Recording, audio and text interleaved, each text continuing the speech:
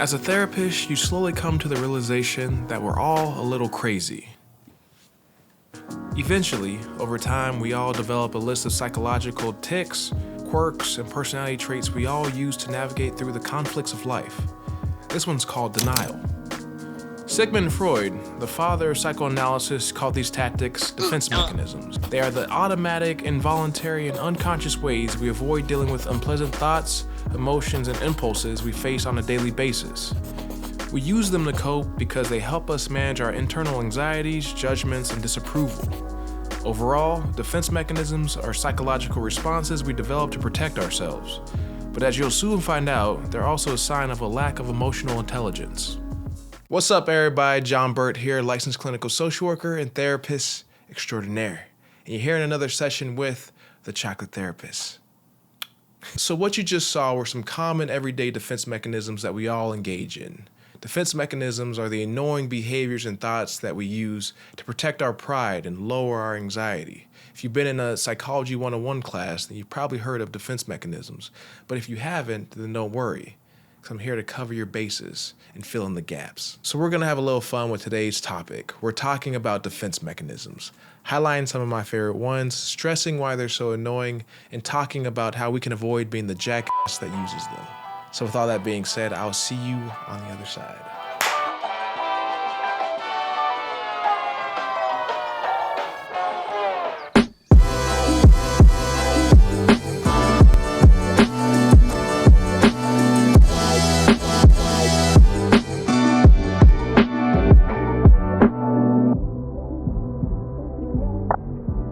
So let's start with the basics of understanding what a defense mechanism actually is. A defense mechanism is a tactic we use to protect our ego against anxiety. The ego is the rational part of our personality. We ward off our anxieties by engaging in different types of behaviors, like some of the ones I showed you at the beginning of this video. In many cases, defense mechanisms work by denying reality. This protects us from having to face and deal with any unpleasant thoughts, pain, or anxiety that comes with the acknowledgement or acceptance of reality. Defense mechanisms work by repressing our awareness in the moment we're using them, and this helps to make us unaware of our ulterior motives behind our thoughts and actions.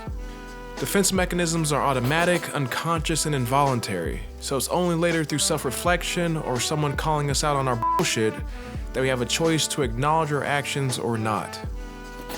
There are about 20 to 30 common defense mechanisms that we all engage in, but I don't have the time or the energy to go over all of them. So I've chosen 4 of my favorite ones to break down and highlight so we can learn a thing or two from them.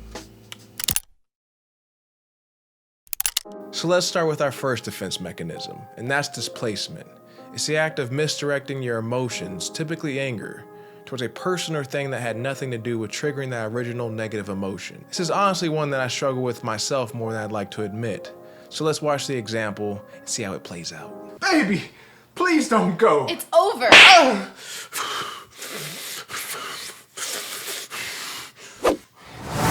Oh, I'm mad now. Where's that dog at? I found you, boy. Oh, you gonna get it now. That poor dog had no chance. Anyway, it's key to highlight that the new target of your aggression is typically somebody or something that's less threatening. This is so you can express your anger without the worry of negative consequences, like being fired from your job or getting your ass whooped. So let's keep this train a-moving with our next defense mechanism, and that is projection. Projection is the habit of taking our own shitty traits and attaching them to other people. These are typically our own toxic qualities that we ourselves are engaged in at the current moment, but we are unaware of. We do this because recognizing this quality in ourselves will produce shame. So we project this trait onto another person to reduce our own anxiety. To display this defense mechanism, I'm gonna need help from an old friend.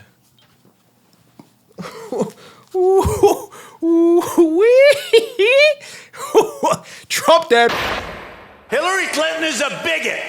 These people are horrible people. They're horrible, horrible liars. But this guy Cruz lies more than any human being I've ever dealt with. Donald Trump has told more lies and false statements than any candidate or president in history, and he is the one projecting lying on everyone else. Trumper! I'm gonna get so much hate for this. Anyway, Projection works in a way that takes our own thoughts about ourselves that would make us guilty, and we cast those onto another person, thus freeing us of our own guilt. And I'm just going to leave that right there because I probably pissed off enough people. So let's move on to our next defense mechanism. Our next defense mechanism is idealization. This is the deep admiration of another person, usually seeing them as perfect or better than reality. We believe that their shit doesn't stink because we view them through a lens of over-exaggerated positivity. This causes us to ignore their grosser habits and traits. So let's look behind the curtain and see how this defense mechanism plays out. So Karen, how's your relationship with Jamal going?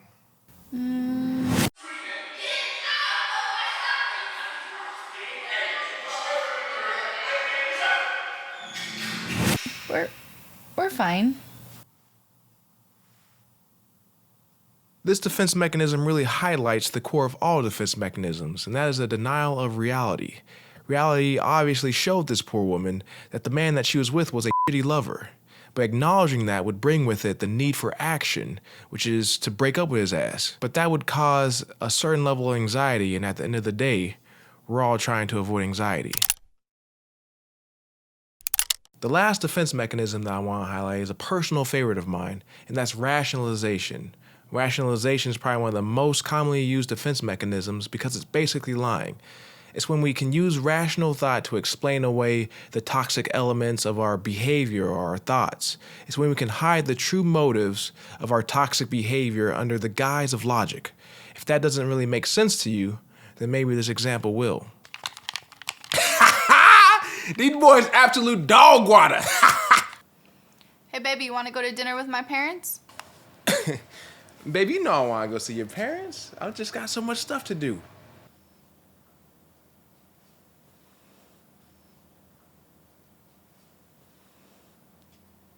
Sorry, Mom, we're not going to be able to make it tonight.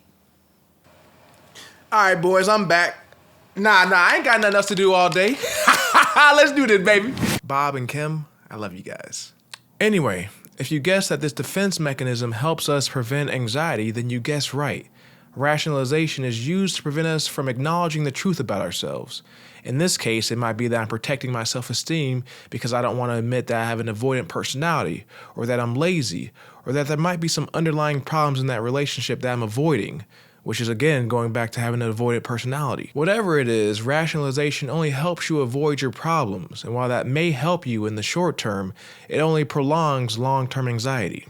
So, between breaking down the definitions and giving you examples of what a defense mechanism is, I feel like we did a good job of understanding the problem. But let's talk about the solution. And for that, I'll need the help of psychologist Daniel Goleman's theory on emotional intelligence. People who constantly hide behind their defense mechanisms are quite honestly some of the most annoying people you'll ever have to deal with. Don't you shake that head in agreement, because I'm talking about you. Yes, you. Between their lack of self-awareness, their inability to communicate, and the lengths they will go to protect their fragile self-esteems, there constantly seems to always be obstacles in their relationships. They're just overall very difficult people to deal with. But don't worry, because help's on the way. So get that pen and paper ready, because the chocolate therapist is about to take your ass to school with the help of psychologist Daniel Goleman's theory on emotional intelligence. Emotional intelligence is our capacity to be aware of our emotions. This includes our ability to control and express our emotions to others. Our emotional intelligence is important because it's key to both professional and personal success. Psychologist Daniel Goleman explains that there are 5 key elements of emotional intelligence: self-awareness, self-regulation, motivation, empathy, and social skills. Let's start with self-awareness. Self-awareness is the ability of knowing how you feel. To truly be self-aware, you have to be able to identify your own emotions. I'm depressed. You also have to be aware of how your emotions and actions can affect the people around you. Some of the traits of someone who's emotionally mature include confidence, the ability to laugh at yourself and your mistakes, and having an awareness of how you are perceived by others. If you're lacking some of these traits, you can work on this by keeping a journal, or by just slowing the hell down when you're experiencing strong emotions. Next, we have self-regulation. Self-regulation shares some similarities to self-awareness in that it involves slowing the hell down. Self-regulation is the ability to express yourself appropriately, the ability to think before you speak or act when reacting to a situation, and the ability to control your impulses.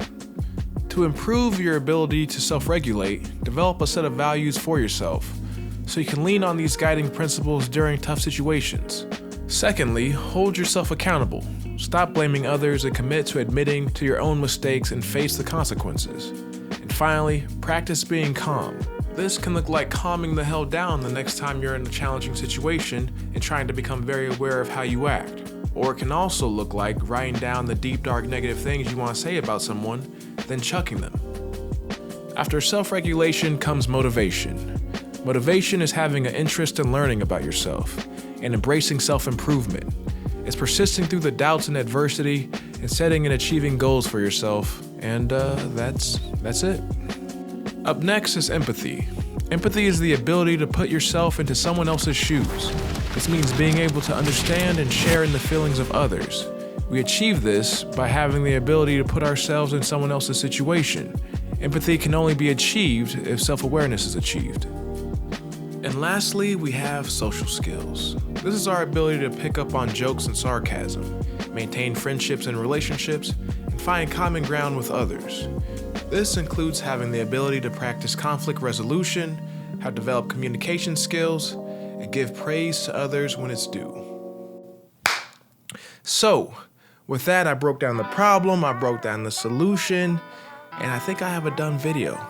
If you made it this far, you might as well go ahead and like the video. Might as well go ahead and subscribe, as the board says. Leave a comment, give your boy some flowers while he can still smell them.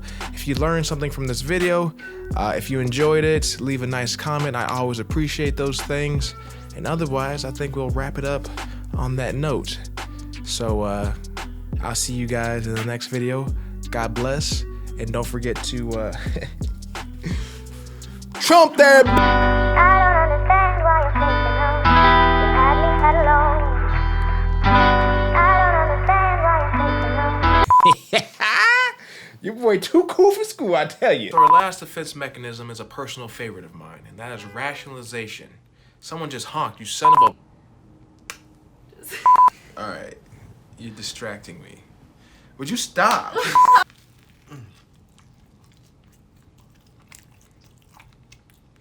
It's a good sandwich, man.